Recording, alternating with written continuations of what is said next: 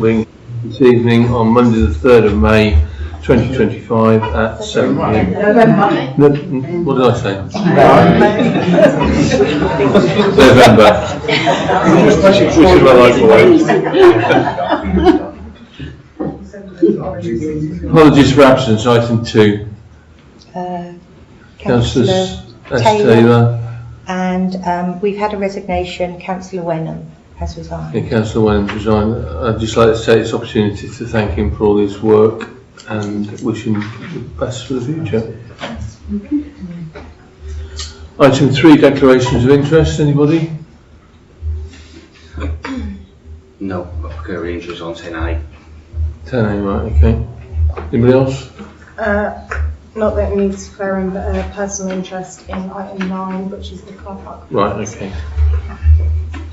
Would it not be a good idea to say which tile is absent for those that don't know? I did. Did you? Let's Taylor. Oh, I didn't hear that. Item 4, public participation. Any takers, please? Let's see. This isn't on my behalf. I saw Anna at my hills at the weekend and she asked if I would re-ask her question about the car park on the day of the Christmas fair. You did tell her to bring it to this meeting, she couldn't come. Asked if I would ask it on her behalf, if you have an answer yet. Yes, in all likelihood, it's now going to be the case that we're not going to close off the car park. All the car park or All of it. All of it. There will be some parking spaces. There will be all the parking spaces. All parking yeah. spaces. Thank you. I'll pass that message back. Thank you. Mr. Thwaites. First of all, I'm gutted to hear Peter step down. I don't blame him in some respects, and seeing what's been said about people, but there we go. Item 9, if I may, car parks, proposals, purchase sold. Correct me all the way through this if I get anything wrong. Have you agreed to purchase Queen Square car park? Correct. You have. What's the cost? There's a valuation been put forward by Brecon Council, which is an independent valuation. Yeah. My view is that as part of the negotiation of that deal, it's like any other property deal, that's the start of the negotiation. If during our due diligence we find that it's not worth that, then obviously we negotiate. Ballpark figure? I don't know at this stage. These two are The Brecon valuation is 145,000. 145. Okay. Sorry. That takes me on to then Horse Pit and Eagleside. I've got a cost for those yet? Yeah, that is the minutes from the last meeting do contain the costings. Edenside 82,500 Yeah. and Horsepit 50,000. Okay. So that's a fair chunk of dough.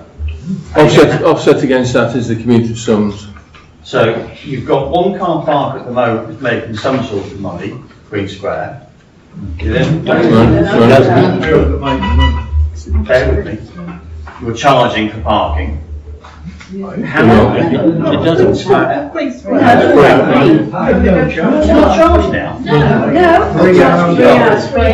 Good luck to you. I just can't believe you just no. Never mind. Good luck. I've finished. Anybody else? Mr. Smith? Yeah, item 10, part 8 on bus shelters. This mentions ratifying a decision to spend £9,400 to part fund 9 bus shelters under the BSIP scheme. Now I've looked and the only mentions that I can find in the BSIP are the clerk's report in September 25 and some premises and highways minutes that just say no further news. So who has made this decision to spend the £9,400 that you are planning to ratify tonight? Because that would indicate the decision's already been made, but I can't find any record in the notes. Yeah, it was done. It had to be done because the deadline was actually the 31st of October. So there was a time restraint on it, and so by the time I literally had about, because obviously we're quite short-staffed, I had about 2 weeks to get the project underway, possibly maximum of 3. So there was a lot to do on it, and it was quite tight. So repeating the question, yeah. Who has made this decision that you're planning to ratify tonight? Which committee? has made this decision. There was emails circulated amongst councillors. So it's a decision that's not been made in any form of... Okay, thank you.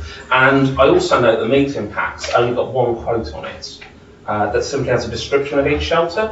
No images, no dimensions. And given that the council took over 6 months to agree on the siting of a free bus shelter from Norfolk County Council for Queen Square, and that had months of arguments over designs and dimensions and what it would look like, can you please reassure the public that due diligence has been carried out and that all councillors are fully aware of what you are voting on tonight? Yes, Sorry, that's a question for councillors. Oh, sorry. Well, they probably don't know the ins and outs of what exactly I carried out. I was just going to let you know. The basic bus shelters, they're not the all singing, all dancing shelter with real-time information that's at Queen Square. They're basic bus shelters for weather protection. Which I think is a great idea.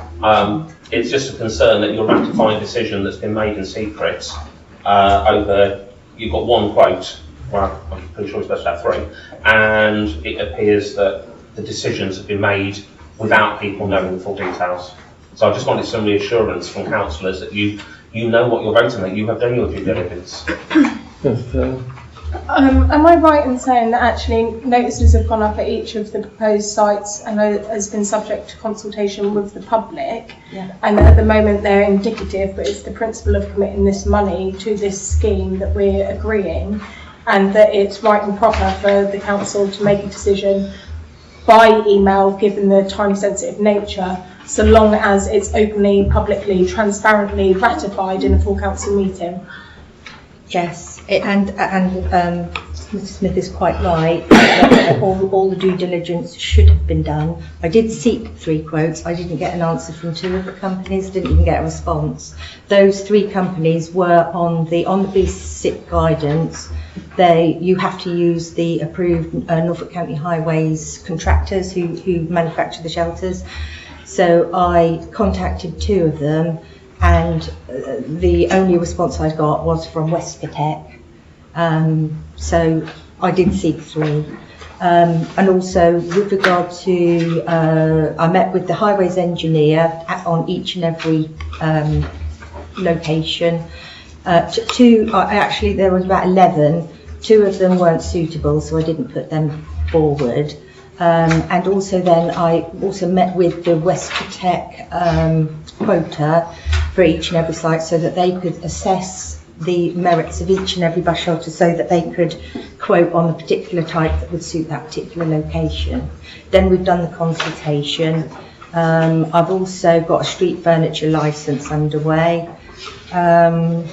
And also, the results of the consultation were, in the majority, people were for the bus shelters at the various locations on those that they commented on. But that, I think, is in the paperwork. Sorry, in what paperwork?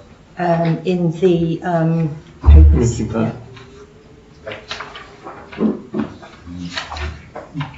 I mean, they give you the locations, the 9, the details. It goes even going to the rail colour, which is basically a green colour. Price unit per bus shelter, and obviously a total price of which we've been asked to pay 20%. 20%, yeah. So the total, although the total here is, my maths is terrible. But, 47. Yeah, 47,000. We've been asked to fund 9,400. Yeah. Which for 9 bus shelters. 9 bus shelters. Yeah. And to achieve them all at once, because we've only got 2 bus shelters in the town, or I know we've got 3, but we've got 2 at Queen Square and then 1 at Cypress Road. I think you did send an email around actually about that, didn't you? Saying, and we all did agree. Yeah. Thank you. Ms. Lane. Optics don't look good though, because it looks like you're doing stuff, but that's by the by. My question here is, on the 6th of October, item 107.25, which is mentioned in the minutes that you've got, Councillor Dalton proposed option 4 for the car parks, and it was seconded by Councillor Reynolds. My question is to Councillor Dalton, what was it about option 4 that you preferred to the other options? Okay, I'll give an answer if that's okay. Yeah, yeah. As far as I'm concerned, I wanted to protect at least one of the car parks for future use for the residents of the town. In that respect also, if for any reason in the future we did need to charge, we would have the option to charge, whereas some of the other options didn't. I didn't think leasing it would be the best for the town, whereas we have reserves, we can afford to buy all 3 if we wanted. But I went for the best option as far as I saw for the town. Jolly good. So today's agenda item 9, Brecklin Car Parks, proposal to consider the purchase of Horsepit and Evenside Car Park for consideration and resolution. You recently reviewed your financial regulations policy on the 8th of September 2025. Are you happy that they are legal and in line with laws for ensuring that your financial management is adequate and effective, and that the council has a strong system of internal control which facilitates the effective exercise of the council's functions, including arrangements for the management of risk? Are you happy with that? This is to the chair. I need to consider that. Well, that is the first paragraph in your financial regulations. I've just read it out to you. Okay. So, can I therefore draw your attention to section 13 of your financial regulations, which you passed on, what did I say, September the 8th? Section 13D. No real property or interests in land shall be purchased or acquired without the authority of the full council. Fair enough.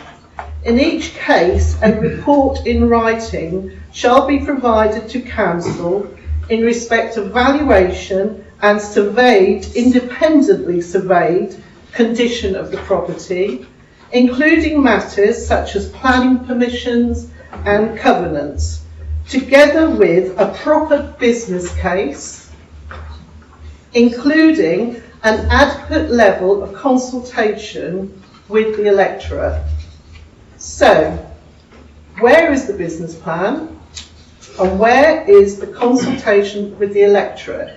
And before you say Brecklin did one, yes I know, but that was a Brecklin consultation. Attleborough Town Council have not done a consultation and there is no business plan. So I cannot see how you can go ahead with item 9 on the agenda tonight and how you can actually go ahead with the decisions you made on the current purchase of the car park until you have fulfilled your own financial regulations. I'm just going to look at the financial regulations. Place that. 1 moment.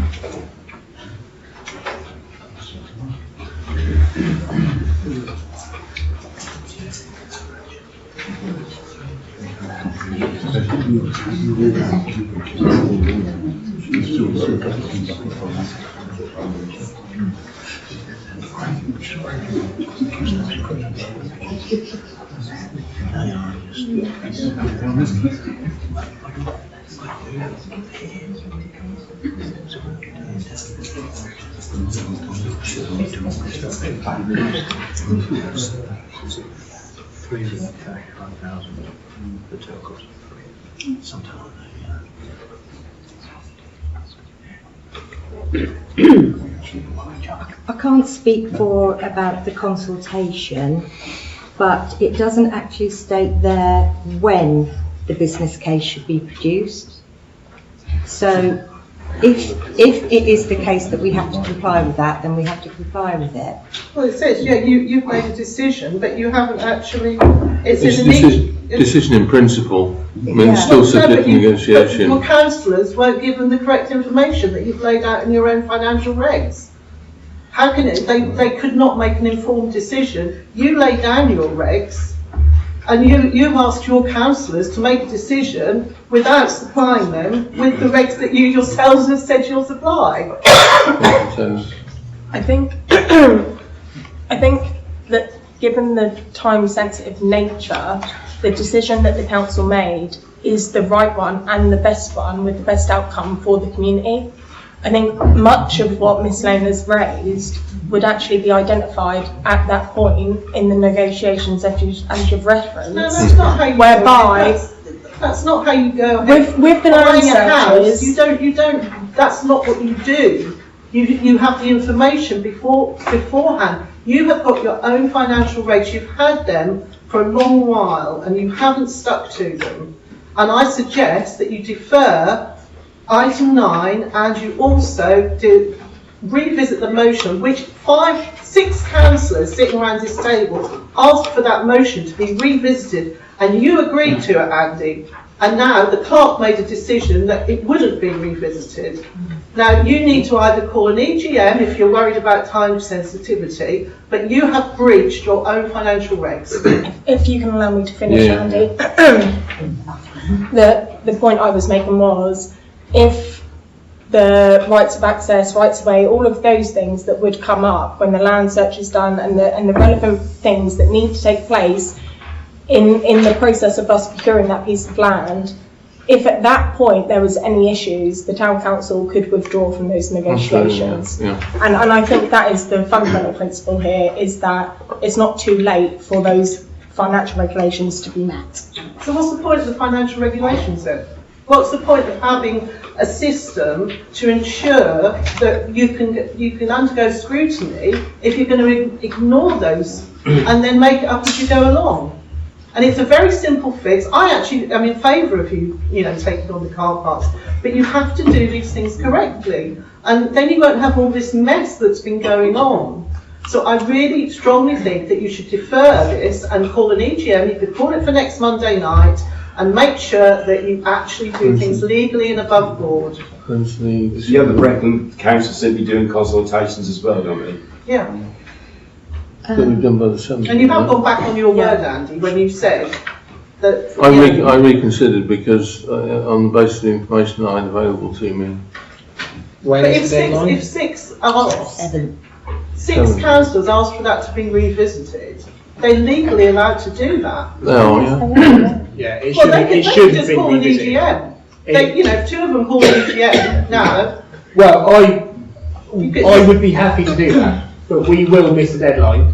But Oh, come on, Brett's not going to say no. well, no, because they want some money. We know this. Yeah, they're not. But it was called by 6 councillors to revisit the motion. That is in our standing orders. That is the procedure, the correct procedure that we followed, and it was not accepted.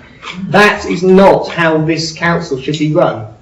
This is a business meeting, as we get told so many times, and we follow correct procedure to revisit the motion so we can have a proper debate on this, and it did not happen.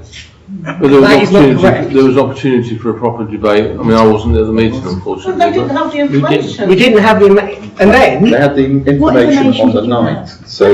But how can you make a decision on the night? We should study. £245,000 of taxpayer money should be studied. Not, oh yeah, that sounds good. No, Councillor shocking. Allen, you've had every opportunity to ask for a deferment and nobody did. No, because it was proposed and it was voted through. What more can I do? The question, you were given the opportunity before the meeting when the information was sent out. If you have any questions you want me to raise, Sharon. and I believe Councillor Burrows did raise a couple of questions. But you told a fellow councillor that you had the information in May. So why did we get it on the night? That information that was in May was to do with the car park charging consultation. It wasn't anything to do with the car I never park received offer. that. Well, you weren't on the council then, were you? But I was in June. But did But you you ask were- for it? Shouldn't be. That's not my job, councillor Dole. It also didn't relate to the item. It didn't relate to that information, but the people who voted for that did have that information because they were on the council, and they felt that the information that they had before them was. So you give the information to some but not all. You weren't on the council when that information. The chair has spoken. The chair has called councillor out, so it's not your time to speak, Sharon. Can I just say on this car park thing, I mean, what I find ridiculous, to be honest, is there's an electric charging point on there. Who gets the revenue from that? And will some of that revenue be coming across to Attleborough Town Council? We also have a ticket machine on that car park, and it clearly states that you've got 3 hours free parking. If you overstay that welcome, you get ticketed. What is this ticket? Is it a fine? If so, how much are we paying? And what I find difficult to understand here is we're looking at Breckland Council have almost guesstimated what the car parks were. Okay, they have had a proper, but we haven't actually ourselves done our own investigation into how much this car park's worth. And they also state on their thing, £35,000 is what the maintenance of this car parks are. Where do they get that figure from? Because when I asked them, all they could say to me was, that's an estimate. Well, frankly, that ain't good enough. I want to know exactly what we're doing with here. And I suspect that the £145, if we just went for the one car park, at the end of the day, we'll probably be nearer 200,000 as far as I'm concerned. That's what I'm concerned about. Okay. You know, I rest my case. Councillor Littlebrook. Breckland They have car to move parks on. is item 9. I have Well, quite. Yeah. Should I make them now? Should we make them when it comes to item 9? Item 9. We'll Participation, residents. participation, so we need to move on. Okay, thank you for those comments. Right, item 5, minutes of the last meetings held on the 27th of October for the EGM and the ordinary meeting of the 6th of October 2025 for acceptance and approval. Any comments? No? There was a proposal for the...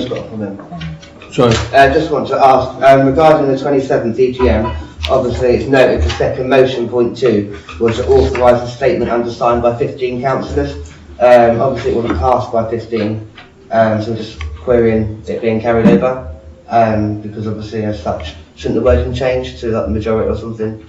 Because obviously it's not all 15 councillors. I just want to query that, please. Well, I mean, as the motion has been approved as it's written, So how can we carry it over if not all 15 councillors? Well, like I said at the last meeting, if councillors should, are expected to respect the decision of the corporate body, so they are expected to respect the decision of the council. So therefore, once that decision has been made, then however you personally feel about it, if you wanted to vote against it or abstain, then you must respect the decision that was made by the council. Okay, so just to clarify then, is it only the councillors that have agreed are to sign that bit of paper? I've asked everyone to sign it, and I understand some councillors have refused. Okay, thank you. I think on that, that should have been worded, if that was to pass, the majority, or if the motion is passed, that this becomes part of our code of conduct. But the fact that it actually says that we have to sign it to make it part of our code of conduct, I won't be signing it. Therefore, it's invalid because the motion states we have to sign it, all 15, bearing in mind there's 14 of us now, to sign it, for that to then be part of our code of conduct.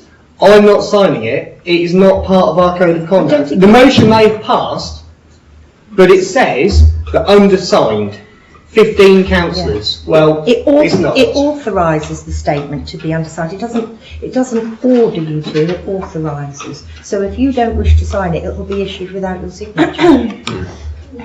Because the motion wording is what says, and you voted to issue that, or the council voted to issue the statement. So if you don't wish to sign it, fine, it will still be issued publicly but without those signatures. I think it's worded wrong, but there you go. Councillor Adams. So I'm a little bit confused here now. If a number of councillors don't sign that motion, then we're just going to carry it through anyway regardless. Is that what is happening? Because as I said, I'm completely confused here. I would have thought that if a number of councillors don't sign it, how can we possibly pass a motion saying we are going to sign it? Well, the motion was passed in the majority, so therefore it was carried. Well, I understand. So, I understand what you're saying about the majority, but Yeah. like I say, how can the motion now be passed as we're going to do today, where not all the councillors have signed it? That's what I can't Councillor understand. Adams, it is a pity though that this wasn't brought up when we were then discussing. It actually the was. motion. If you want to You revisit did the bring it up, video, you but can. you didn't ask for it to be rewritten. You just asked No, a we question. didn't, because you So can't why didn't rewrite you? something there and then. You can't rewrite a motion. No, you can't rewrite a motion, as you know. Councillor Taylor. If I may, so firstly, you could have tabled an amendment because you had the motion well in advance of the meeting, so you could have done that, you chose not to do that. In any event, this item on the agenda tonight is not to debate the motion that was passed at the last meeting, but to confirm the accuracy of the minutes, which the points that you're raising are not reflective of whether or not they're accurate or not, just that you're taking umbrage to the contents of them, because you now don't like the decision that was made. As far as I'm concerned, those minutes are accurate, and I would like to propose their acceptance, because the debate that's happening isn't relevant to the agenda item. Can I have a second, please? All those in favour? 1, 2, 3, 4, 5, 6, 7, 8. Okay, thank you.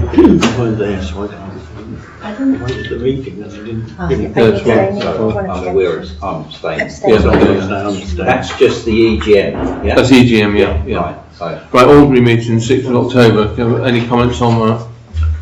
I think it was an excellent. Can we just go excellently back written. to that? Although I've got 8-4, were there any against? So I assume the rest are abstaining? Yeah. That was the, to say I was abstaining because I wasn't here. Yeah, sure. Yeah, We've already got that. Yeah, and with regards to the minutes on the 6th of October, I think they're an excellent set. Okay. All those in favour, please? I'm abstaining because I wasn't there. Yeah, was that you? Oh, majority, 1 abstaining? Yeah, otherwise Thank carried. you. Yeah. Great, thank you. Do you want to sign there? Well, can you sign? Yeah.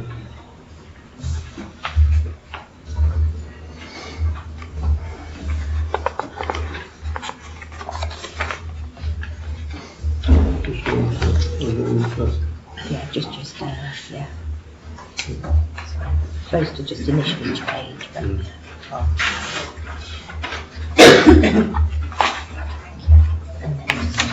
that was a bit more. Just initial first and then sign the last page.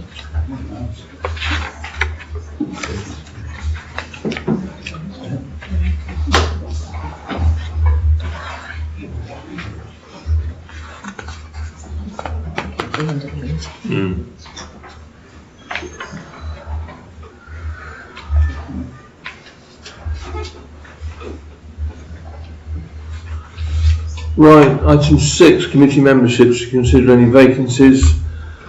Firstly, for the Planning and Highways Committee committee. If I may, I just want to ask, is it only the planning highways we're talking about? Because obviously like the resignation. With the resignation of Councillor Wenham, there's also the open spaces. Yeah. Are we discussing that tonight?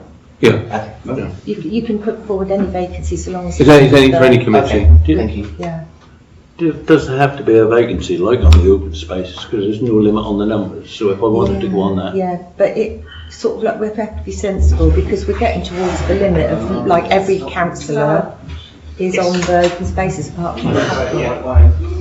So it's a bit, oversubscribed.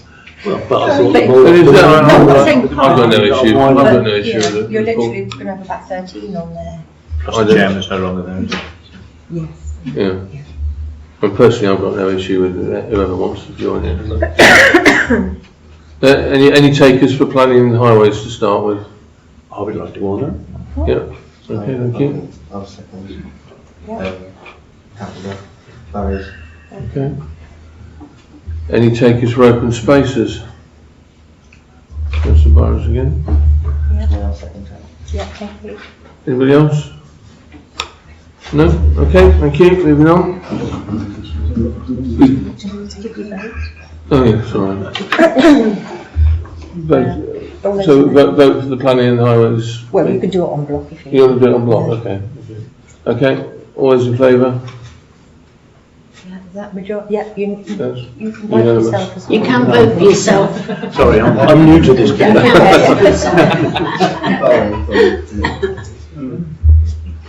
Right, we just, if there's very little business to do for planning and highways committee, then we can consider planning applications within this meeting.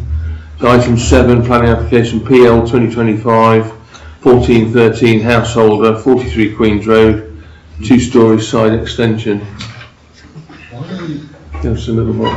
We discussed this exact application at the last Planning and Highways Committee. The only variation is that the wording has been changed to make it more accurate to what is actually being proposed. So there is no change to what this council has already agreed. So what was already agreed? Because I wasn't at that. Sorry? I wasn't at that meeting, so. Well, it's a large 2-storey extension. It wraps around the back as well, doesn't it? And it goes around the back. Yeah. I made my comments that if it was adjacent to my house, I would be objecting strongly. I went to see the adjacent neighbour and asked them, one, had Breckland informed them of the application, and two, what were their thoughts about it. They were more than happy with the application. They didn't intend to make any objection, and therefore, from my point of view, I didn't see how this council would object to it if the adjacent neighbour. So we already discussed it. It's just the wording has been changed to include single-storey rear extension where it just said 2-storey extension. So again, it's not a problem from my point of view. My feeling was it encroached on the boundary line, but having enlarged the plans a great deal, the foundation may potentially go adjacent, but you can have an offset from foundation. It would cost them a lot more money to do it. And if the adjacent neighbour has any further concerns, they can ask for a party wall agreement and deal with it that way. Okay, we've got no objections then? No to that one. Right, okay. And then PL 2025-1508 VAR, variation on condition 2 for planning permission 3PL 2024-0534 HOU, Meadowwood Farm, Morley Road. I've got no objection with that one. But no, this is an application that's already approved. Yep. I don't believe it's been implemented as yet.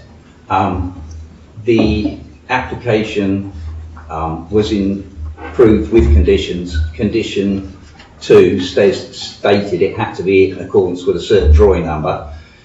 The application is to change that drawing number, and that drawing number then includes additional residential area plus a utility room and a WC. Within the context of where the plot is, I have no objection to it whatsoever, but we just should be mindful that if we get an application that just says to vary a condition, we need to look at the detail, because it's a way an applicant can ask for further things without going through the rigmarole of a full detailed new planning application. So I've got no objection to it. We just need to be mindful of when it says a variation, what that variation actually is. Couldn't agree more. No objections then. We vote on block for those two. All in favour? Thank you. Cheryl, can I have my abstention minutes, please? Thank you for your Breckland connection. Item 8, to consider a wayleave request for a utility connection from Queen Square Cemetery into the Sports Hall Leisure Project for consideration and resolution. Councillor Dale. Everybody's had this. If we don't agree it, they can't collect the electricity, so everything is held back. So, Agreed. you know, we need to think carefully and not make a lot of fuss. Councillor Adams. Can I just ask you, this utility connection from the cemetery, it will be charged separately, the sports hall. Yeah. I take it, it's not going to be, we're not going to be paying for it, because we put the connection through. It's just a utilities connection that's going through council land. Just permission. Just permission to lay it in council land. Councillor Allen, Will these cables be underground? I believe they are. Right. Or because partly I and partly have it overhead. on good authority that they're about 3 foot below ground.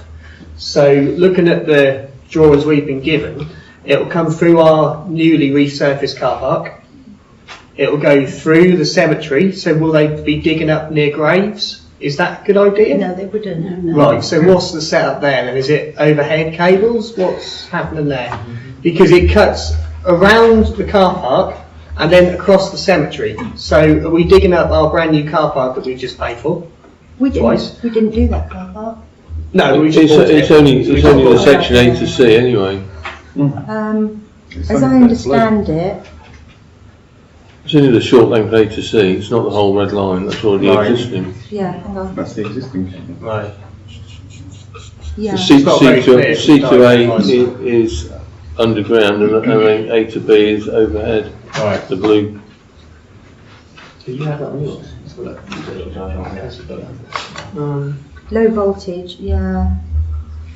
Does it matter if it's underground or above? If Well, it's not you- going to impact on the cemetery or? Well, I don't know, because would you want someone potentially digging up Well, I near can your... imagine if they do it, they'll make everything good, won't they? Yeah, it's still a disturbance. Yeah, they might do a lovely job at it, but do you... Not in the cemetery, I mean, in the car park. Right, even so, the car park, so... They will make that good, yeah. Right. But they aren't going to impact on grave spaces at all. I don't think they're going to impact on the car park, are That's the difference in description. I mean, it says here, existing overhead conductor. Yes, so I it assume does. it's overhead. Yeah. I thought it was. Yeah, It doesn't touch the car. And then the blue section, yeah, that's overhead. yeah, and they will upgrade the existing pole mounted transformer. Anyway, as Councillor Dow said, if we don't agree to it, we don't get any electricity to the yeah. sports centre, so. And We've got everything they trust do, idea, we right? won't have to pay a Yeah. penny, So- obviously. They will do it all at their It's just cost. literally permission to lay their cable in our land. And they will also draw up the legal agreements that they will pay for as well. Councillor Dow. It's not some tin pot organisation that's doing this. They should know what they're doing. Absolutely. And hopefully they're paying for it. We need the electric, so let's make a decision.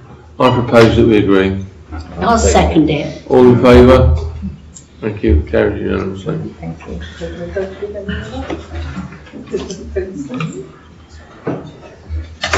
Right, moving on. Item 9, Brecon Car Park proposal to consider the purchase of horse pit and Evenside Car Park, Attleborough. Councillor Middlebrook. At the last meeting, the subject of the car parks was discussed. We had 3 options to take 1 car park, 2 car park or 3 car parks. We had 5 options by which to take those car parks. Some we were due to pay for, some of them we weren't. Councillor Dalton has been, as it has been noted, proposed we take Queen Square and option 4. It was put to the vote by the Deputy Chair and passed. We made a request to revisit that, which initially found favour, I believe, but then ultimately through the clerk, the decision was made by yourself not to revisit it. So as far as I'm concerned, the car park discussion is finished. We should not be bringing back to the table the other 2 car parks. We've made the decision. The decision at the time was taken that we're only going to take Queen Square. Why is it back on the agenda?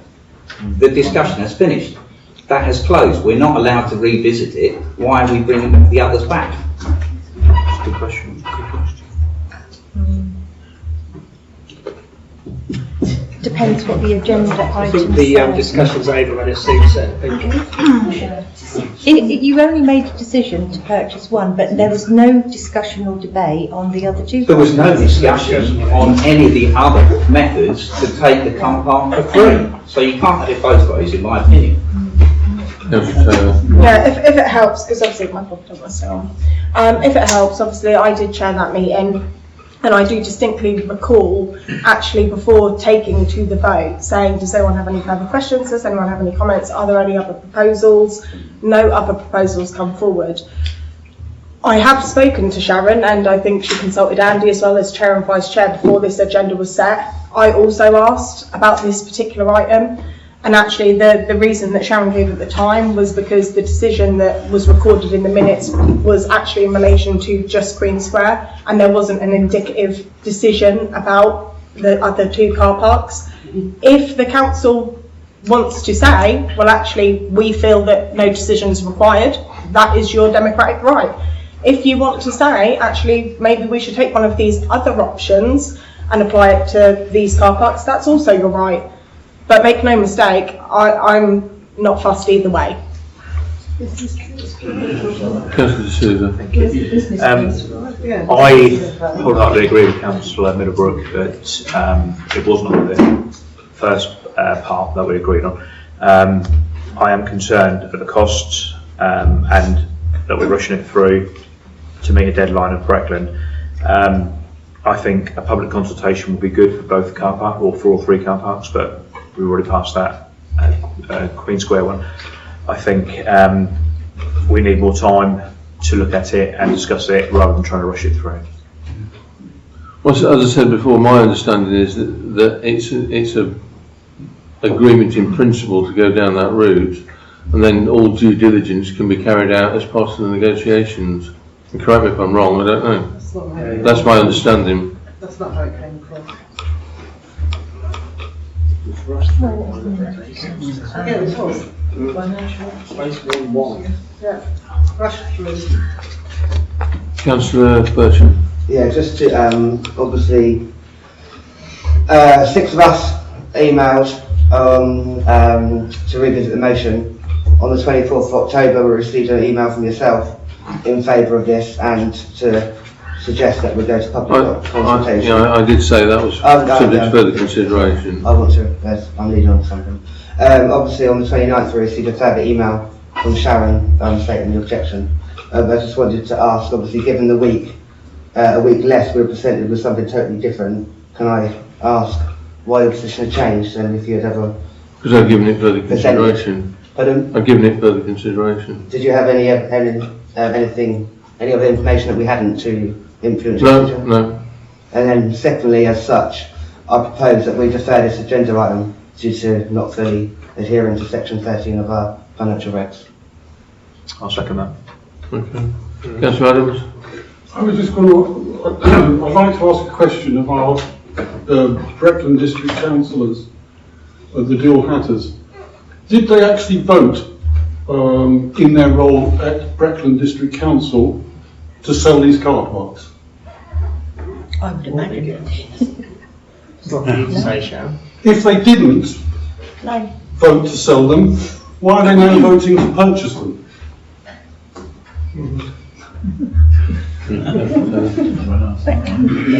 I'll stand corrected if I'm wrong, but I think that was a decision taken by the cabinet. That's what I mean. So it wasn't put to the full council, at Breckland Council, it would have been a decision of their cabinet. So like we delegate to committees, they'll delegate to their cabinet and that made the decision. So you're categorically saying that none of you voted at Breckland Council to sell these car parks? No, I don't even think it's been to full council. No. I don't see the relevance either. You were one that cast in vote, for goodness sake. Cabinet. And you are a dual catter, are you? What's that got to do with the purchase of the car park? Well, I've just asked a question. Did you vote for them? Pardon? Did you vote for them at Breckland Council? And then did you then? If you did, then why are you now trying to buy them? But I'm not the cabinet member or portfolio holder, and I don't sit on Breckland Council's cabinet. So the question I asked you was, can you categorically confirm that you did not agree to sell these car parks at Breckland District Council? Have I already answered that question? No, you haven't. Yeah. Yes, I have. Yes, I answered that question to say no. Councillor Allen. I propose an extraordinary general meeting to revisit the motion of Queen Square car park and also to reconsider these two at an EGM, because I don't think we should be doing it here. I don't care when the deadline is at Breckland. I think they can wait.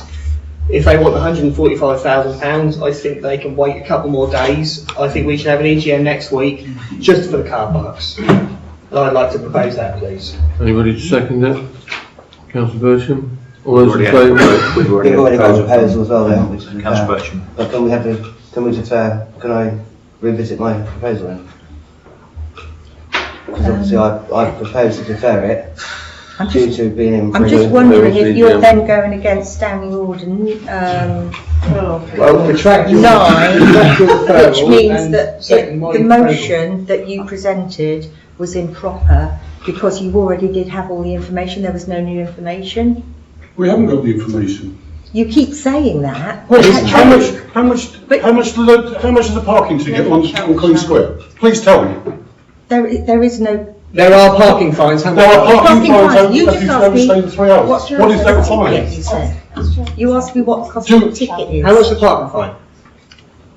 Right. You don't know. You don't need to know. Can we- No, you need to know. That's part of the due- Thank you. Can I just also ask, can we actually get some firm figures? That's part of the due diligence. But that's Part what we of the need to do negotiation. before we come back to actually voting on this. Can we have some firm figures so we know exactly what we're talking about? What firm figures would you like? The actual valuation of that car park. The valuation has been given by Excuse me, Savills. Councillor Allen, excuse me, we should be polite in here. I think you're shouting at the clerk. I'm not shouting, I'm just talking loudly. I know you're getting emotional, but I'm please. I'm not talking getting emotional. All I'm asking for is some actual figures. How much does it cost to maintain that car park? 35,500. No, it doesn't, that's an estimate. Yes, well I want the that's actual all figure. they have. If you ask me to ask them and come back to you, No, they we don't need have to any ask the different district figure. council because they're not necessarily going to tell us anyway. Why don't we get an independent valuation from a commercial estate agent We've got one. as to these ones? There is an independent We haven't. valuation. Breckland Council have got it, not us. No, It's but independent. they got No, an it's not. one which Of course they it It's is. did. Breckland Council's. Savills. Savills produced it. Independent valuer. That is a separate company. You to could, Breckland, isn't you it? could get valuations from 5 different surveyors, you get 5 different We answers. could, yes, that's quite true. But I'm just saying, got nothing why to do aren't with we who's using the secured same surveyor that Breckland Council are using? Are they going to turn around to Breckland Council and tell them that, it's not worth 145, it's only worth 100,000? Of course they're not. They're going to give them the best price they can for it. But if we want to procure another valuation, we can do that within the due I diligence. personally think we need to do that. I For wouldn't- our own peace of mind apart from anything else. But we could do that during the due diligence process. But you've already agreed. But We haven't agreed anything. So if we then We revisit agreed this in thing next principle. week, We agreed in what principle. we can talk about? It's like purchasing a house, isn't it? Yeah, You you make agree. an offer, you agree to buy the house, you make an offer, but Yeah. then during the process, you can pull out at any time. Okay, well I suggest then we make an offer to Breckland Council and tell them we're only going to pay 95,000 for the car park. Let's see what they say. You can do that. You're free to do anything you like You as could do a that, council. Councillor Allen. Yeah, could we vote my proposal, please, for an Yeah. EGM and revisit on the motion? Thank you. If You you, say, have you Councillor got any Dunn. new information to impart about the revisiting of the car park decision? No, I don't think we need to. EGM, you don't You need do. it. No, I don't think we do. Standing Order 9 states that if the motion would be improper if there is no new information, and given that this council has had every opportunity to ask all the questions that they need leading up to that decision, this has been on the table for like 5 months, and now as soon as the decision is made, you then turn around and say you haven't got enough Not at all. information. We gave our reasoning in our email, 6 councillors at this table. Yeah, after Request the the vote. Yes, well, we're not going to revisit a vote we haven't visited yet, are we? As long as it What was I'm after saying this. is, you didn't provide any new information. And Well, no, because we didn't have any information. It was Well, then that is extra why information. it's no point in revisiting it, because the vote has been taken. Daniel, 2 people can call an EGM, you don't have to put it to the vote Yeah. within B it's not public. And it has to be shorter I know. than 7 days. Well, Councillor Taylor. I propose an EGM. Councillor But Taylor, please. the motion will still Sharon. contain a proposal to revisit the decision, and I will then call that improper. If I may, the agenda item this evening actually doesn't pertain to the Queen Square car park, whether to revisit it or not, so I don't actually consider that motion would be appropriate anyway. This item is specifically and written about the Edenside and Horsepit car parks. Yes. My view on those car parks, I know when the Breckland Council car park charging consultation was undertaken, myself and Councillor Fraser actually went to the majority of high street businesses, the vast majority. I think there was very, very few that we missed that were closed or that we weren't able to visit. But actually, not a single one of those had an objection to the introduction of charging so long as they could park in the town centre. It was the retaining of those spaces and having the ability to park that was important to them. And I will say a lot of them, predominantly Exchange Street, High Street and the estate agents, a lot of them do use Edenside car park. Now, for that reason alone, I do consider that actually a valuable asset to support those high street businesses. The Horsepit, not so much. Like I don't really see any value in that at all. But I do think it speaks volumes that the other councils across the district have all come forward, with Thetford taking all 10 of the car parks, and I think Dereham also took all of their car parks. I think it does say a lot about the fact that they are really valuable to the high streets, and I personally feel that Edenside could have a benefit. I'm not convinced about the Horsepit at all. I'm quite agree. So actually, on the agenda item that is put forward tonight, I would propose that we did take option 4 for Edenside as well. Now, if that motion fails, that's fine. I'm not going to lose sleep over it.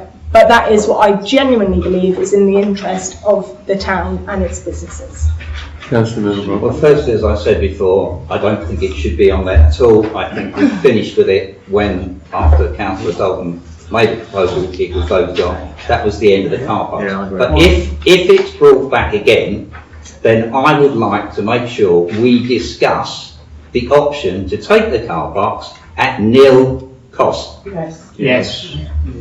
And still be allowed to charge, subject to a report being written, which I asked the clerk to provide, or asked for details of what we actually had to do to provide that report.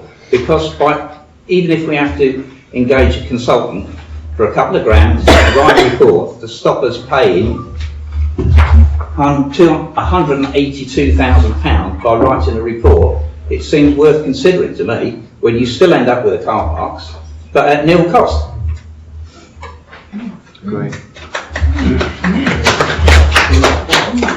Councillor Bertram. As this is for Edenside and Horsepit, I refer back to my original proposal to defer this, as obviously in breach of section 13 of regulation.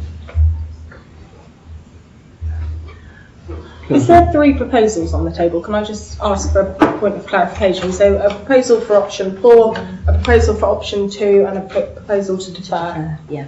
Okay. I just want to add some information, if that's possible. Yep. What you've got to remember is we are 2 separate entities, Breckland and ourselves. Yes. Their part of the precept is what got them the car parks in the first place. All we're doing is swapping money from ourselves for an asset to come under our heading. That's all we're doing. It's not us purchasing as such something with money that's already been bought and paid for. This is between the 2 councils. So the precept money stays separate, whatever we decide. Yeah, but we will still be paying, this council will then still be paying Breckland Council. But we will have ownership. We'll have ownership of the car parks, but we can have ownership of the car parks for free. It wasn't even debated. It wasn't debated, that was the whole point. Well, why wasn't it debated? You tell me. It was I'll tell you, Shaq. It was open for debate, and then it was one of the options was proposed and voted through without any debate, and that just escapes me why that happened. I don't know how that was pushed through. Pushed through. Councillor Adams. Yeah, just one last question actually. On the commuted sums. Perhaps somebody can explain to me why Dereham have got a commuted sum of 85%, Attleborough is 65% and Watton's only 35%. Why the difference? Anybody got any information on that? Councillor Taylor. No, that's not. Sorry. Just another question or observation. If we don't buy car parks, Dereham are not going to give them for nothing. They'll send them to NCP. Exactly. Charge £3 an hour. Yeah. But there's an option to have them for zero. Yeah, have them for free. We don't have to let them go somewhere else. We can still obtain them, but why are we buying them? But why would they give it to us for free? It's one of the options. It's one of the options they have. There's five options. It's one of the options. No, it's free. I think while I actually support what you're saying about obtaining it for free and doing the report, I think there's two things that are being overlooked. The first is that with option 4, the commuted sums come back. So actually, if you were to do option 4 on all 3 car parks, you could obtain all 3 for just over £90,000. Once you've took that money, those commuted sums into consideration. I think the other thing is that if you then go with option 2 and you're unable to produce the report and actually evidence it, if you're unable to do that, then the ship's gone, it's passed, and then the offer is no longer there and available to us. So unless you caveat that the option is option 2, and failing that, you fall back on option 4 as an alternative. But I honestly feel that that is a risk, and that is why my proposal was for option 4, because I think that presents a risk that I wasn't prepared to take. Can I just ask, on these commuted sums, what if we get Brickley as it's going to in 2 years' time, and the Unitary Council takes over from them, says we're not going to pay it? What happens then? We've missed out 3 years, so we've only had 2 years of those commuted sums anyway. Is it paid as a lump sum or is it? It would, I should imagine, it does say that it's going to be paid in instalments. However, you're right, if it doesn't exist, then it would be, you'd have to have a pretty good legal agreement in place to make sure that the new unitary authority is not able to wheedle out of passing the monies over that they're obviously going to inherit. But who's going to guarantee that? Because Brecklin can't. You can only do it by legal agreement and hope for the best and make sure it's it's not not. But legal agreement is if they didn't, it would be breach of contract. It's a completely new council, is it? Yeah, yeah. You know, they just turn around and say, we didn't do that, sorry, go away. Yeah. What's to stop them? Well, you could perhaps, I don't know what the options are, but you could. Well, the option is either you have to make sure that your legal agreement is rock solid. That's what the lawyers are for. Yeah, that's what our solicitors are for. It's not going to be rock solid with a new council, is it? Until You they draw it up present as you a Brecklin draft, Council you don't know and how solid it successors. is. Yeah. I would say, I would very much doubt that. But you're right to identify that is a possible risk. Valid point. Councillor Littlewood. Sharon, did you actually manage to get any further information from Brecklin with regard to what we needed to produce as written evidence? No. I think again that is a report that we would have to do to satisfy them to do with charging. So, but having said that, again, if you suggested that we would commission a consultant to write that report for us. I mean, the town council will need to produce written evidence demonstrating that there is an improvement to the economic, social or environmental well-being of the area.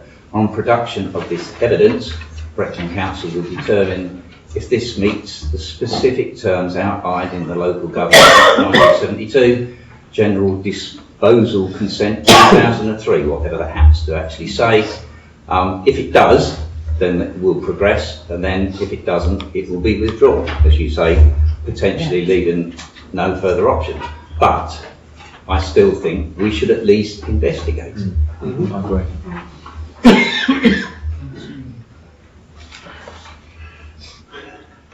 What's the implication of having a vote on deferment? First of all, the option 4 was the first one, so let's dispose of the defer one and then the 2 and then go back to 4. So I would imagine that the easiest way to do it is a show of hands for each one. Yeah, okay. So hands up for deferring. Who in principle is going to support a deferment? I propose on second. Yeah. Can you use the mic, Sharon, please? Yes, sorry. Thank you. Who seconded? Deferring. All those in favour of that? What are we doing? What? You need to Sorry, speak what- up. Sorry, Richard, what was the proposal? That was to defer the item. To defer For item 9. Edenside and Edenside and Horsebit to defer. Yeah. Yeah. Not EGM though, yeah? No, That's not on the agenda. This is to defer the agenda item 9. Proposed by Councillor Bircham, seconded by Councillor D'Souza. All in favour? I think 1, 2, 3. 10. The others would claim them. Okay. Right. It's deferred then. What was it? The other one was option 2. Which was? That was finished. Yeah, Once it's it's been deferred, it's gone, isn't it? Yeah. Yeah. And the other 4. Yeah, because the majority defer, so you're not going to vote Yeah, second. okay. When it comes back, then we can discuss 1 to 5. Well, I'm sure we can get rid of 4 but 2. But Can I just add then in, whilst we're waiting for the deferring, could we perhaps email you a load of questions or information that we request for the next meeting so it's available beforehand so we can study? Yeah, are you talking about Horsebit and In general, yeah, anything that. Yeah, of course, yeah. Try it as soon as possible so Yeah, that we've yeah, got the of course. information in good time. So at least we're prepared. Thank you, yeah. I will say with the Edenside one, the first thing we'll have to do is rebuild the wall because it's fallen again. Yeah. Hit. Okay. Right, moving on to item 10 then, the financial documents. Subsection 1 to authorise November payments. Councillor Bircham. Propose to approve. In move second, Councillor Dalton. All those in favour? Is that, that's unanimous of those that are here. I'll make note that perhaps Fraser left the and 2 to agree the November direct debits. Can I just say, there are some things on the direct debits which I need to discuss with Sharon, which I haven't had a chance to do, but I think we ought to defer that until I've spoken to her. I did send you answers on the direct debits This is for the direct debits for this month. for this month, okay. There's some. I might be able to answer them if you are clear. Right, let me just read that.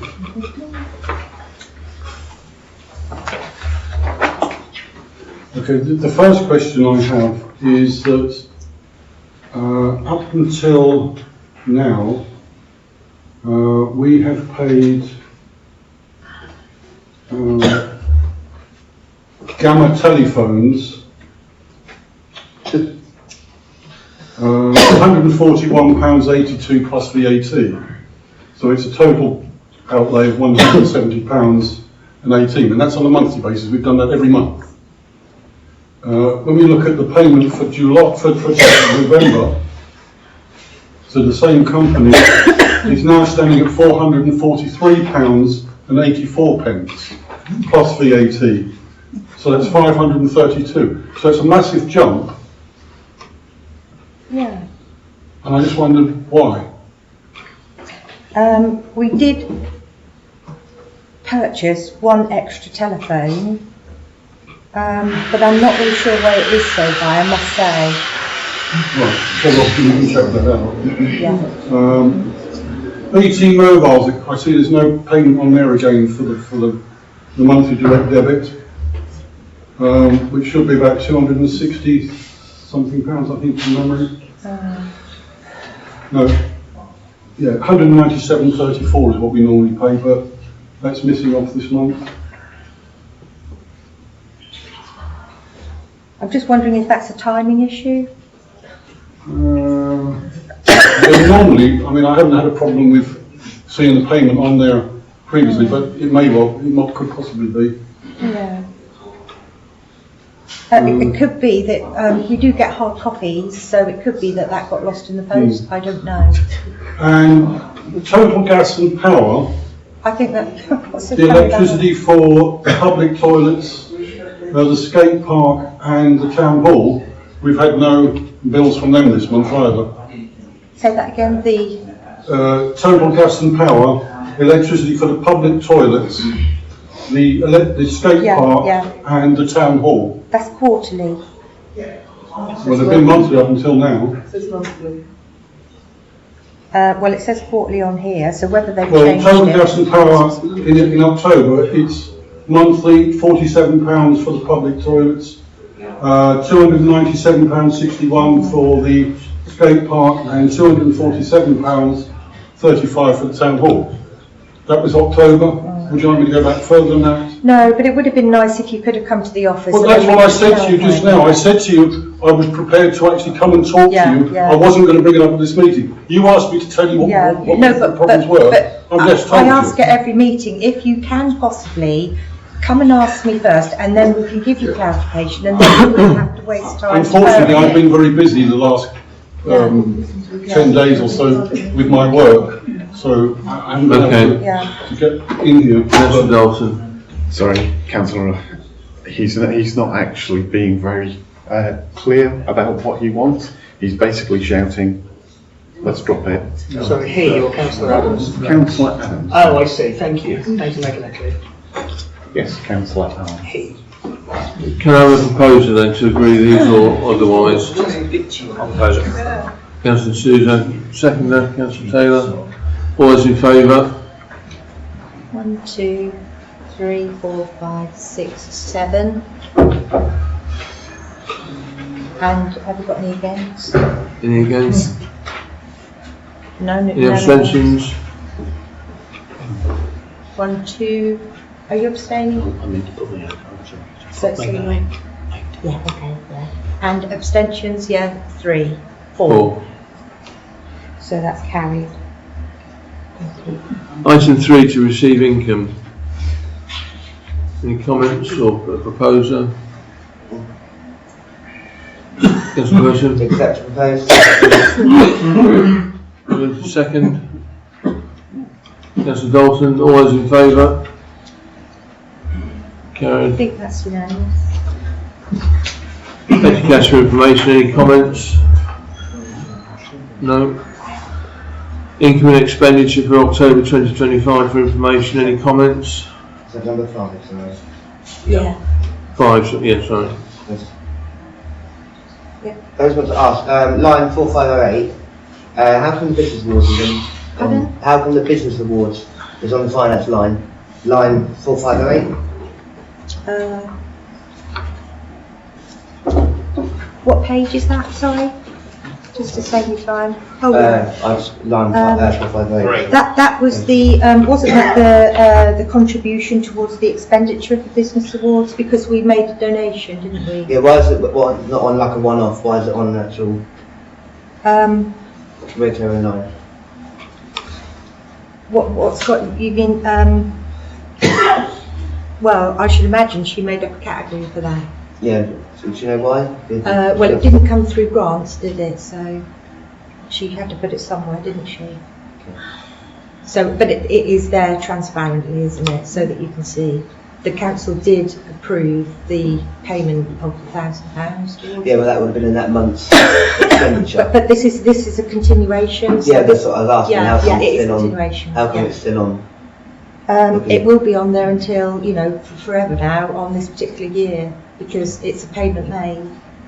So every time we make payments, the figure on the actual year to date goes up, and then we can. The reason why you presented it, so you can sort of see, you can keep an eye on the budgets and how we're doing with them. Any other comments? No? Okay. Item 6, to approve the bank reconciliation for the second quarter of 2025-6 for acceptance and approval. Any comments? Councillor Taylor. Opposed? Anyone second? Councillor Reynolds. All those in favour? Oh, thank you, yeah, unanimous. Item 7, to ratify the cost of the green mech shredder in the sum of £5,250. We all agreed to that, didn't we? By email. By email, yeah. I'll propose that then. Anybody? Councillor Middlebrook seconded. All in favour? Carried. Thank you. Item 8, to ratify a decision to fund 20% of the total cost of 9 new bus shelters for Attleborough as part of the bus shelter improvement scheme. Again, that was circulated by email as we discussed previously. I'm happy to propose it, Bill. Councillor D'Souza's proposed, Councillor Fraser to second. All those in favour? Yeah. Carried. Thank you. Right, item 11, councillors' reports. Anybody got anything to, Councillor Bircham? I just wanted to just observe how nice it is for the town councillors to volunteer at Sainsbury's for the poppy appeal I'm working with at Robert Season. Good, excellent. And obviously looking forward to being part of the parade. Yeah, good. With everybody. While we're on the subject of the parade, I need somebody to carry the flag, because I normally carry the flag, but I can't do it this year. Any volunteers? I don't mind doing it as a deputy. Yeah, okay. Right, thank you. Councillor Taylor. Yeah, just to say my report was quite long-winded, so to save meeting time, I submitted it in writing. Right, okay. Anybody else have anything to add now? Right, item 12, clerk's report. I am afraid I haven't actually prepared one because I just didn't have time to do Right, it. okay. Moving on then to item 13, to update the progress for CCTV for the town hall and open space, including the skate park, for information. Yeah, there is, I've still got to do the application to the heritage officer again, so I just haven't been able to further that, but I will try and get that done this month because it's been dragging on. It shouldn't be too onerous. I have had the information on the type and where it's going to go, etc. from our CCTV, so I've just got to get the application done, so we'll try and do that. Sorry. Okay, thank you. Item 14, the Attleborough SME community. Oh, sorry. Head down. This, the progress on the CCTV for the skate park. Are we still using those 5 cameras there, and are they being relayed to the town hall? Yes, they are. Okay, yeah, yeah, that part of it. I think I did report that part, didn't I, at one of the last meetings? I can't remember. Yeah, I am able to access that remotely now. Yeah. Although we have got rather a lot of cameras around it, so we might be able to redistribute maybe the camera somehow and save a bit of costs. Okay, moving on to item 14, Attleborough SME Community and Business Awards for update. Yeah, the deadline has now passed for nominations, and I don't know whether I should leave the room. It's a bit weird, isn't it, because I'm the only one with the information. Jez Chettle, who was the founder, he wasn't able to come tonight. He wanted to answer any questions and just give you an update, but should I don't quite know. I mean, I could submit some written information, but I might get accused of I should leave the room because I'm administrating, as in I just do bits and pieces for it. I'm not heavily involved. I just maybe, help with, not very much really, just maybe sharing some posts, etc. Okay. Councillor Bircham. Obviously, we've got some unresolved issues regarding the business board. It'd be good if we could have some clarity on some of the questions. Clarity on the questions? Yeah, I've got a few questions of the council's involvement. Are you happy for me to answer them? Because do you want me to go and join the public or something? No, I'm happy to stay here. Yeah.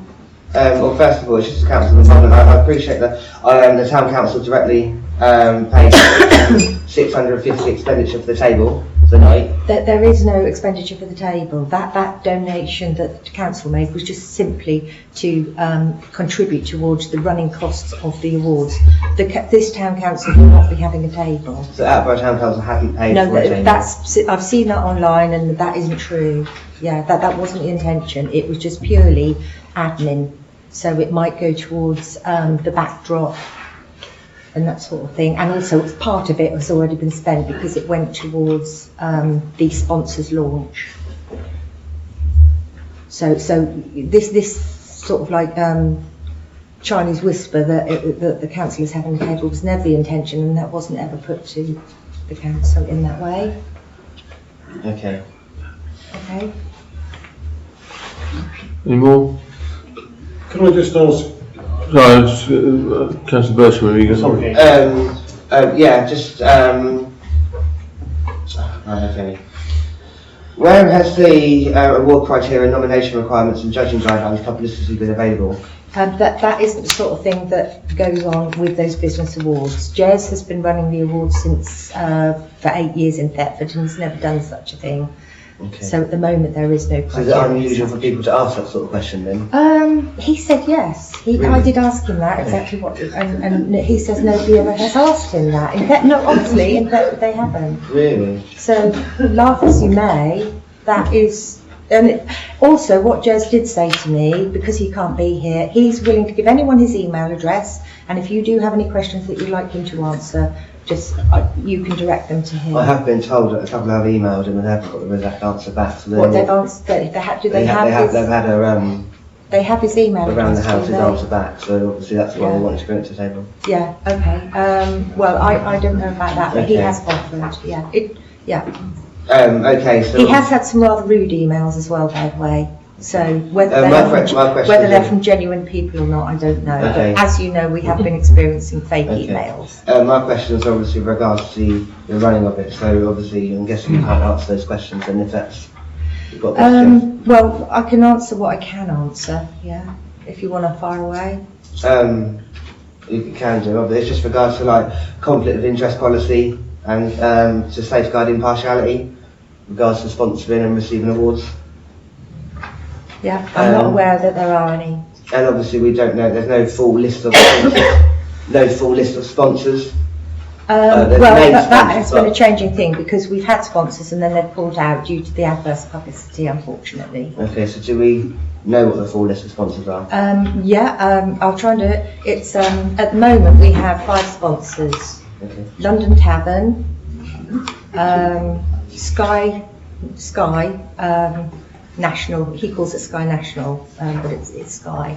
There's a businessman called Paul Martin. He's sponsoring Force 8, which are a security company. Is that sorry, Force 8? Force 8, and I've gone blank now. Sorry, gone blank. Gas people. Sorry? The gas people. Yes, Macbrook Gas, who are the headline sponsor. That's right, yeah. So the awards will be held in Thetford. Now, the reason for that is because there is a venue in the town, but the venue that is, we were looking at Attleborough, which is really sort of like a wedding venue and that sort of thing, but that was way too expensive. I think they were asking about £100 a head, which just simply didn't have the money for. So he is actually providing his hotel the meal at cost. So obviously it's possible to do that, and it isn't unusual to do it in a different place, because I know I have seen the people sort of are questioning, why isn't it in Attleborough? It is unusual, because But obviously yeah, I think one of the awards, is there a place called Hockwald or something? Wasn't it? Yeah, wasn't it? Yeah. I think the awards for the last 4 years have been held in Hockwald rather than Thetford. I might be wrong on that, but I will clarify that. But I know he says it isn't unusual, but yes, of course. Okay. If, you know, and it's also the fact that it has to be big enough to sort of like seat all the tables as well. Okay. Yeah, was the town hall not considered then? Not big enough. Are you aware of any individual businesses excluded from participation in the awards? No, not at all. Okay, because I received an email from Jez to say that I was excluded. He only excluded you from coming down to the hotel due to you two had a difference of opinion. So you are aware that obviously there was. I'm aware. Yeah. I don't want to obviously discuss. No, of course, but I just. But yeah, but that isn't to say that you're excluded. But yeah, from. So obviously that then raises a concern. But a business is not excluded. Okay, so just raises concern of like being involved in the business awards if I'm not welcome at the awards. Obviously I've got 2 businesses in town, you see. Yeah, that is a problem. Yeah. Obviously But that isn't anything to do with me because I don't own those. But just out of transparency, if my business were nominated, I wouldn't be allowed to go. That's what I'm trying to say. Well, I can't answer that on behalf of Jez. I've got the email. So. It's not a council matter either, is it? Yeah, I mean, I'm only answering out of courtesy, you know, it really isn't anything, the only involvement the town council has had, and you did ask me to put this on the agenda, which because just so we can literally just draw a line under this and answer all the questions. Hopefully to reassure the public that actually we can listen to them. And hopefully people can realise that the whole intention of it is to make sure that we bring highlight to Attleborough businesses and all the good businesses that we do have in the town. That's the sole intention, and to you know make sure that people are recognised, etc., for the good work that they do. That's the only intention. So Jez is happy to give his time. And so far, he says to me he has spent, or he will have spent, about £3,000 of his own money on the awards. Obviously, because I am aware of businesses not receiving correspondence right from the start. About the business awards. So it's like the businesses are cherry picked. That's I mean, I sent an email out to about 173 of them. Should they not go out to all of them? Pardon? Should they not go out to all of them? Well, is there only 173 businesses? All in Attleborough? I know 2 that didn't get anything. Do you? What were they? Who were they then? Well, I'm not going to announce it in here. So you can let me know. There's no public participation at the moment. Sorry. Councillor Burrows. I would just like to say that I've been in this town many years, and I cannot for the life of me see why we're having a business awards not in the town. Most small businesses haven't been consulted. Much of this town's business is high street shops and things like that. Doesn't seem a category for that. It just seems as though this has all been done outside the general public and everything else, and there's not a representative thing for the town council. When you say most haven't been invited, I went by the list that I had. I'm speaking to several high street, and there's no categories for them to go in. So it just seems that this has been sectioned, to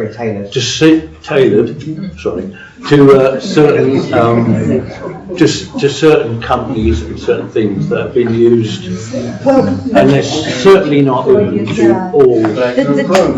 About 6 months ago, the town council was definitely on board with this because you yourself were on the events working group, weren't you? Yeah, I got kicked off. You didn't get kicked off the working group? I got an email to say that I wasn't welcome. No, you didn't get kicked off the events working group, but we were poised to all work together to get the business awards underway, and I believe Leslie was in that meeting. Yeah, and I was invited to any others. No, neither was I. Okay, yeah. I just felt that when it was discussion about the business awards, it was very. He obviously had an objective, we didn't want on there to discuss it, so it was well known, hence why we didn't get involved. Yeah, what a pity though, because... It was a great pity, but obviously... That's how it is, isn't it? Yeah, I had an email. Yeah, but there would have been a good reason for that. There was a good reason between you and Jez as to why you weren't invited. What about this lady? Right, Councillor Taylor. Yeah, I was just going to say, while obviously I understand why this item has been brought forward and transparency requested, which is fine because the town council did support with a one-off payment towards these awards. But I think it's really important to be really clear This is not a town council initiative. The town council are not involved in any way. Sharon does not administer as town clerk. That is something that she does privately, voluntarily, in her own time, which she has every right to do. And they shouldn't be perceived as something connected to the town council any more or less than any community event that happens in the town. So, for instance, you know, Andy may well be invited as chairman of the council to attend the awards because they're the Attleborough Business Awards, but he also receives invitations to go many places as chairman of the council. It is really important that there is an understanding that these awards, while we're talking about them, they're not really under our jurisdiction. Absolutely It's not really our place to even be discussing them. I understand why we are, but it's really important to know that it's not a council initiative. The council are not involved in the awards. They are an independently run awards scheme that we supported at the beginning. Yeah, I believe, obviously, if I may, the confusion probably is, yes, you've obviously volunteered, you've done it, that's your decision, but because you're Attleborough Town Clerk, I'm guessing your involvement from the start has perceived that Well, it is. it was unfortunate, and I do put my hands up to the fact that we did do a video, and then I announced myself as town clerk, and I put my hands up to that. I should have said I'm Sharon Smythe, So obviously and it's it that looked as if. So I yes. did ask them to remove that You did. video. And you have said that before. Yeah, yes. yeah. Okay, Sharon, I believe that's the questions answered. I just wanted to. Oh, okay. Thank you. Okay, thanks very much for that. Can we move on to item 15 then, to consider a response to the Norfolk County Council's property flood resilience report, schemes, for consideration of resolution. Norfolk County Council circulated some documents about flood resilience and flood resistance. From my professional opinion, it's pretty standard stuff, but anybody got any comments? You don't have to participate if you just, you know, or if councillors want to just reply individually. I just put it on there in case you wanted a collective opinion, but if you haven't got a collective opinion, that's absolutely fine. I'm just interested in Andy's opinion more. What do you think, Andy? It looks absolutely fine to me. I mean, I say it's pretty standard stuff. You either design to resist flood water or deal with it if it does come in. I think we should spend more time worrying about, at the moment, sort of, the flood clearing work is going on in the residence area that was flooded, but the potential for the way the water goes, as I brought up last time at the meeting, I was approached by a gentleman that lives in Briar Close. His concern is the other side of the road, the hills land, where there's a large topsoil heap. More rain, that topsoil heap is going to go into the ditch, and the ditch is going to stop, and it's just going to go back up. So whether it's the internal drainage board, whether it's us to Anglia Water, or I don't know who we should be approaching as a council, but that should be something we spend more time on personally, because that's more prevention. I mean, I do appreciate that equivalent of lock gates or whatever on people's doors, front doors, garages, things, and even window protection if it ever's likely to get that high. Hopefully not. No, but I mean that's what was shown on the information, and as you say, that's standard stuff. If you go to many of the coastal areas, you know, they have all the lock gates that are locked if there's going to be a high tide. Same principle. But I think more concern should be the other side of the river, where the potential for a great deal more problem. Water backing up. Councillor Reynolds. The biggest concern is the river. That's the main. It's a massive ripple effect because they don't look after the rivers no more. The Environment Agency. All they do is they get clogged up, just backs up and backs up and backs up. You can do all the clearing you like in the ditches, but if that river isn't cleared, which it hasn't been for like 35 years, because we used to have to come around the back of our farm down West Gar, but they don't clear them. They don't do nothing. Just absolutely nothing. There's no point in clearing all these ditches if the water's got nowhere to go down the river. I did bring it up to them at the meeting on the council when we had the open day, if you like. But hopefully they take notice of that. Yeah. If the rivers aren't done, then it's just going to get worse and worse and worse. Yeah. I think if anyone's got any specific comments that they want to make on that form, just send them back to Sharon and then we can put something collective together. Yeah. Okay. Item 16, update on the forum for town council matters. I think we'll just leave it like that, shall we? Yeah. Yes, so update on the forum for town council matters. That was suggested by a member of the public. We haven't really done too much. I mean, I think the last minute was like it needs to be investigated and. Yeah, so if I may, that was also the meeting that I chaired. The decision of the council was to have a workshop that's advertised that members of the public can attend and make representations on how they think we could effectively execute this. As that's not happened yet, I propose that we defer this item and arrange that sooner rather than later, please, Sharon. Yeah. So we just have to, get the workshop as soon as possible. Arrange the workshop, yeah. Thank you. Item 17, email from Pitstop Programme Manager regarding the men's craft project for Attleborough. Any comments? I think it's a good idea. Anything that helps with mental health is a good idea. I've seen them in a number of other towns.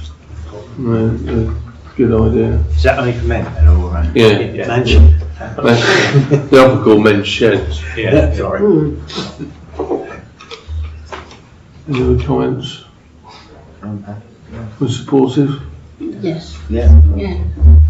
I mean, I think the chap who wrote in was suggesting he might want to come and speak to the council. Yeah. That's what I was going to suggest. Yeah, I think the council and.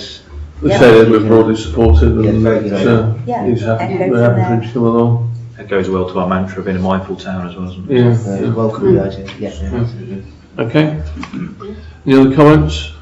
Thank you.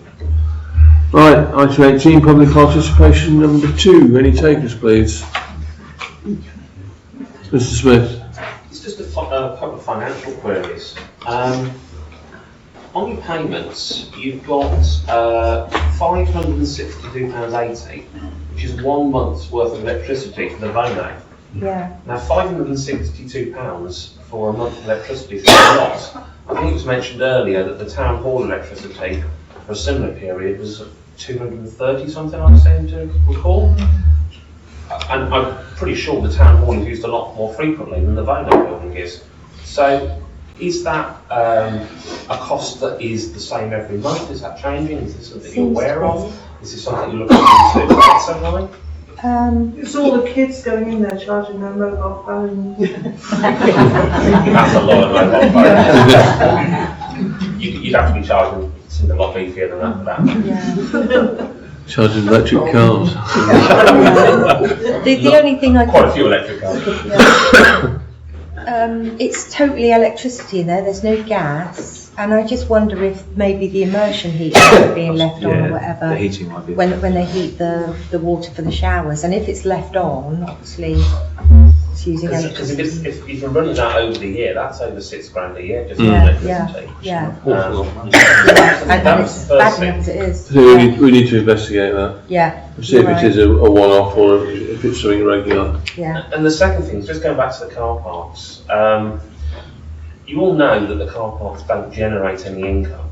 They just cost money. So having spent money to buy the land, you've then got money to run it, business rates, the cost of administering it, the cost of administering the machines if you choose to have them, parking enforcement if you choose to do that.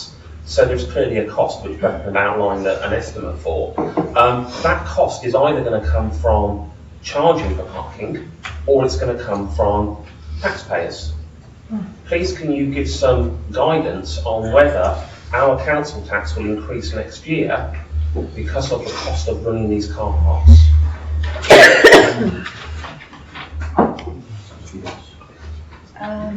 It depends. Depends whether we go down the route of charging or not. I mean, personally, this is only my personal opinion. I think it's fairer for those that use the car park to pay for it.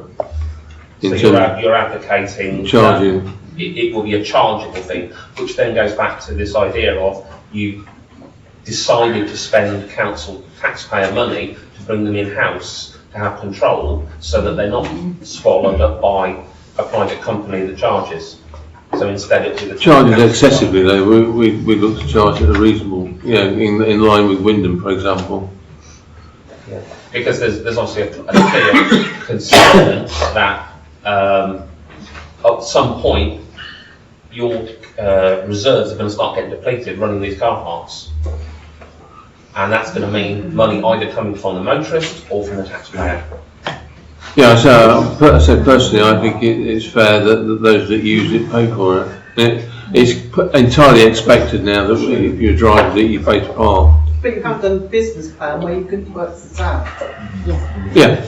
That's the bottom line. Yeah. That's right. Yeah. That's right. Promise they're quick ones.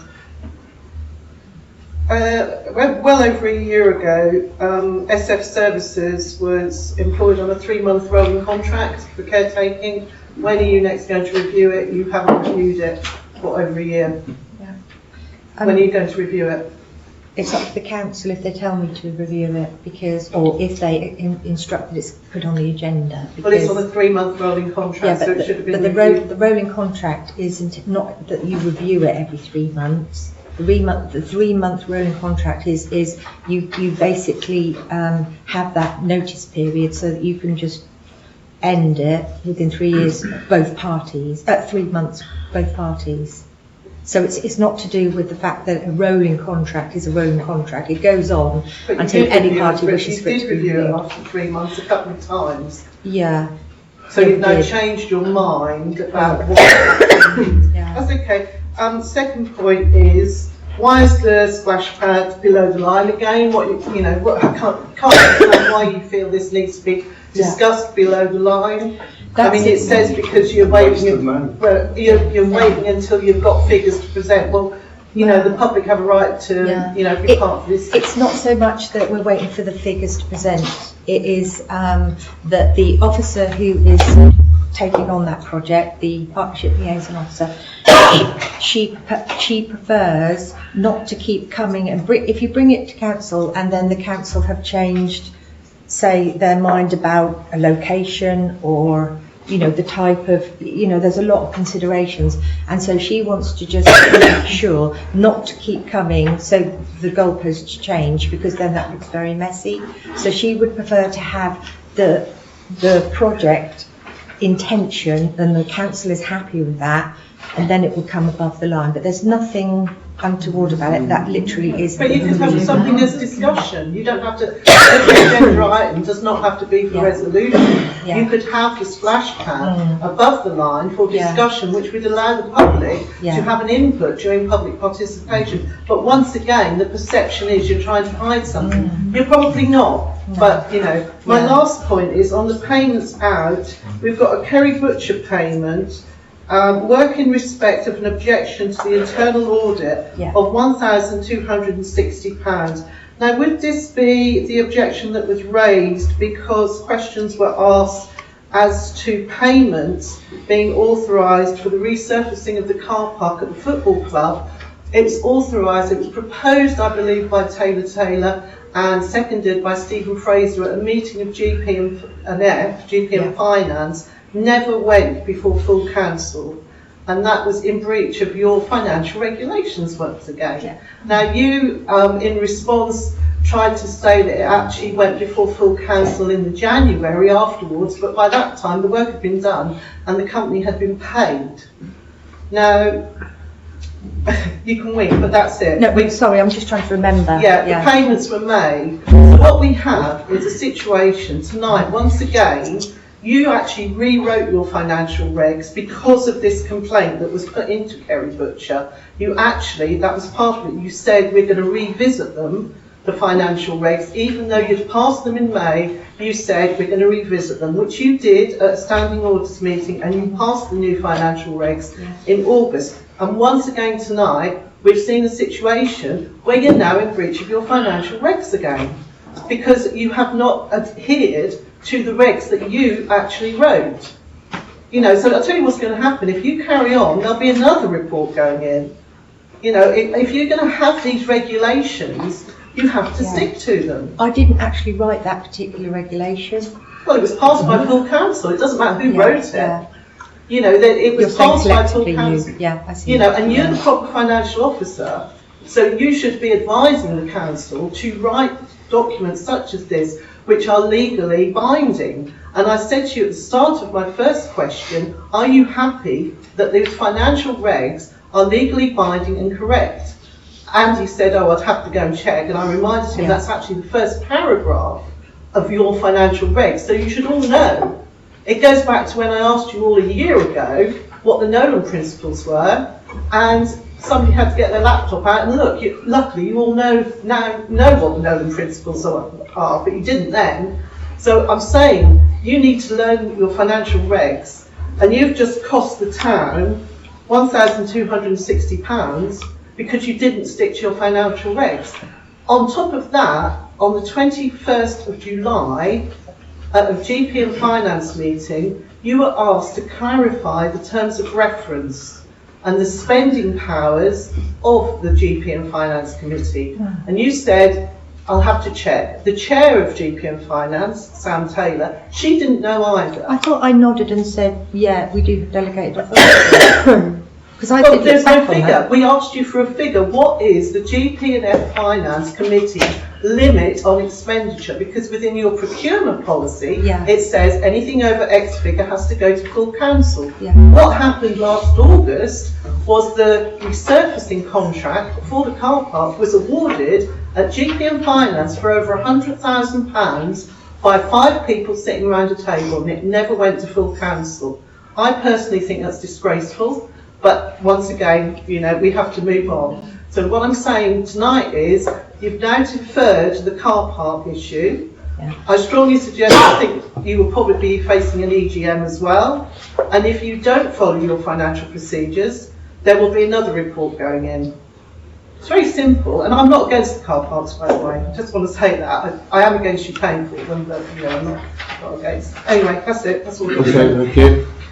Any more for any more? Yes, please. Just a quick one on splash pads.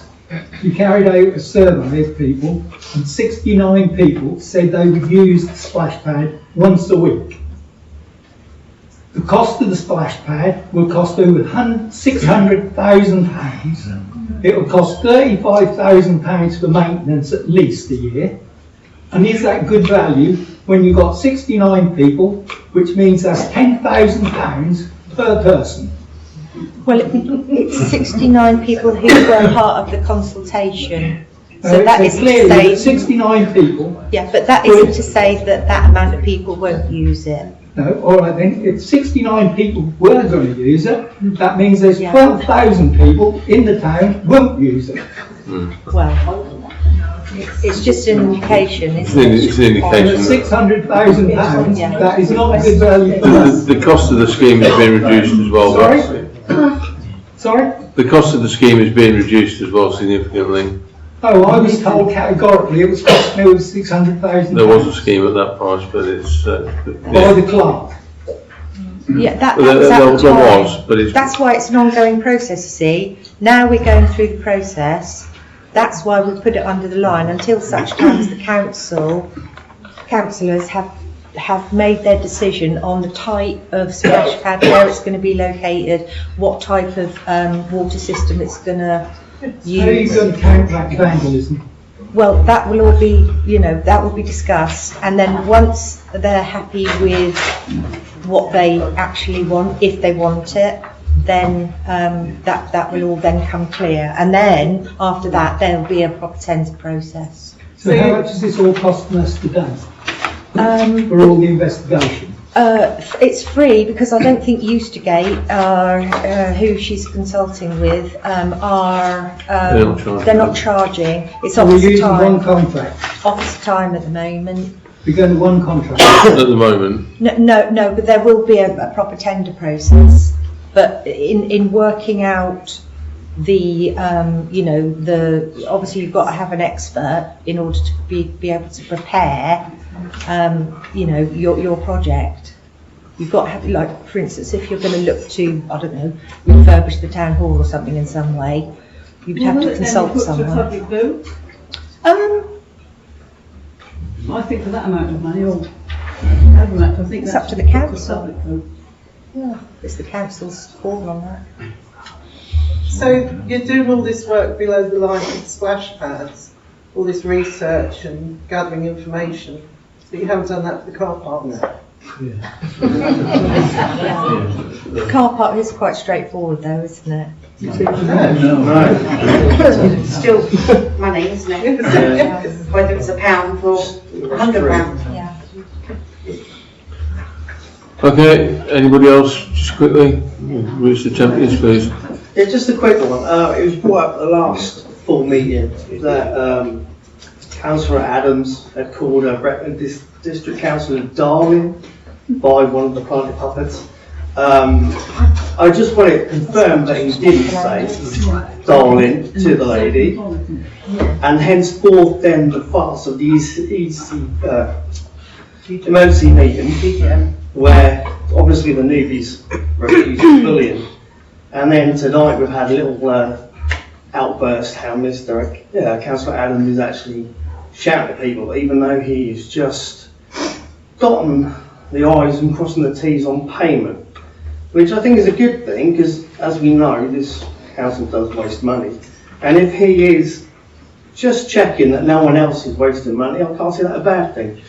Also, I'd like to know why it's never been mentioned, despite the harassment all year long of Daniel. He's been targeted, his business is being targeted by raids and stuff, which happens to everybody. But seems to happen to him on a regular basis, and nobody in the council is bringing it up. I find that disturbing that one of your own council members is being harassed and bullied in his business, and everybody's quiet about it. It doesn't sit well with me, as a lot of the decisions in this council doesn't sit with me.